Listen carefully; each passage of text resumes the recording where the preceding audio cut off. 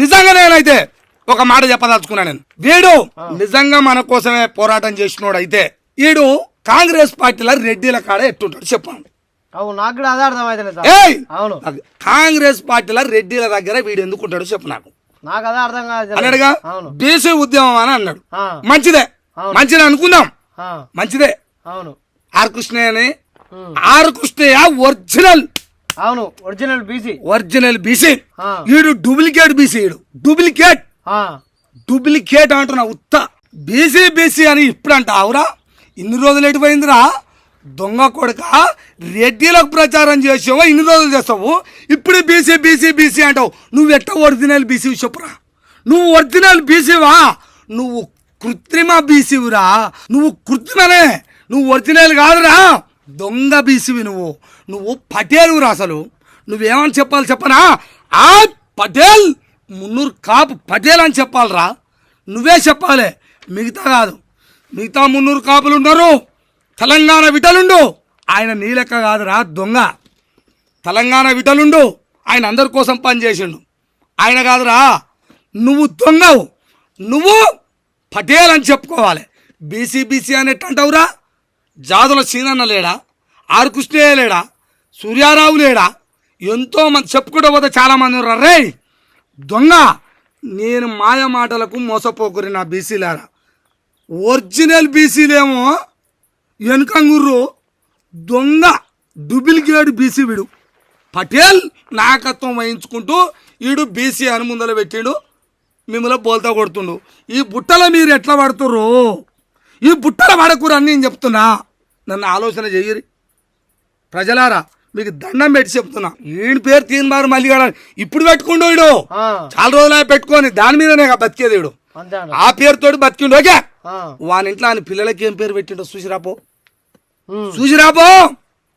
అది పటేల్. అటువంటి పటేలు వీడు ఏం చేస్తాడు? వీడేమో రాజీనామా చేయడట, ఎమ్మెల్సీకి చేయడట, చట్టసభలకు పోవాలంటాడు.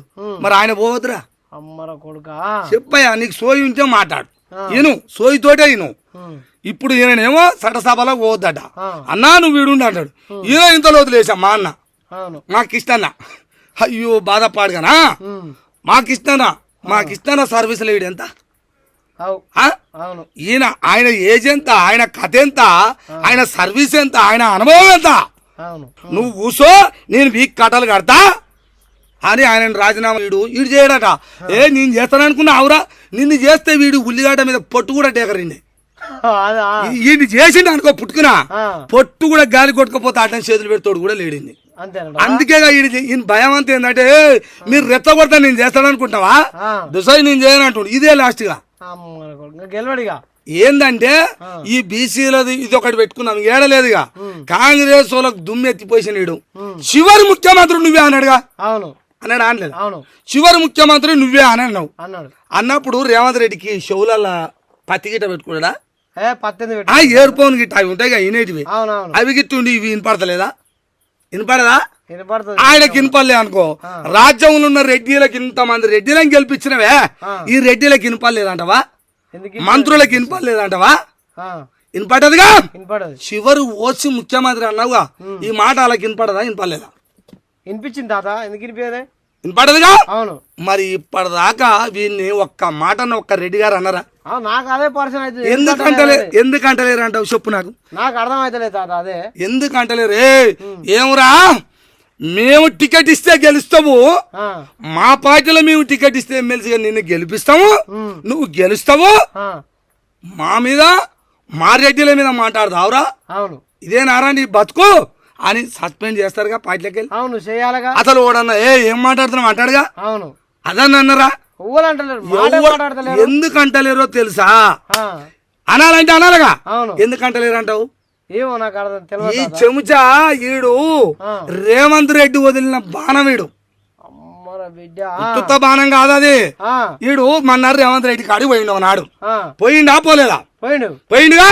ఆయన పోయినాడు ఒక్కడే పోయి వచ్చిండు లంగా ఒక్కడే. మరి వీడు ఒక్కడు పోయినప్పుడు ఇద్దరిని బీసీల గురించి కులగానని అన్నప్పుడు అందులో పోయి మాట్లాడొస్తాడు, ఇద్దరిని తీసుకొని పోవాలి, ఒక్కళ్ళన్నా తీసుకుపోవాలగా. నువ్వు ఒక్కని పోయి నేను లోపల మాట్లాడొచ్చినట్టు ఏమని మాట్లాడొచ్చినావు లంగా చెప్పురా నాకు, ఏమని మాట్లాడొచ్చినావు? నువ్వు ఏది చెప్తాదే నా మలగారం మేము అంతేగా మరి. అంటే లోపల ఈ జాతలను తీసుకొచ్చి నీ కాలకాల పెడతాను మొక్కి వచ్చినవా ఆ, లేకపోతే హే లేదు లేదు అని బయట వచ్చి చెప్తున్నావు చూడు లంగమాటలు అవును అవి మేము నమ్మాలన్నారా లోపల ఏం మాట్లాడినావా అటు నమ్మతో చూసాగా నమ్మవుతుంది. నువ్వు ఎవరు తీసుకపోతే గారా అవును ఇటువంటి లంగా లత్కూరు మల్లిగా చాలా కథలు ఉన్నాయి.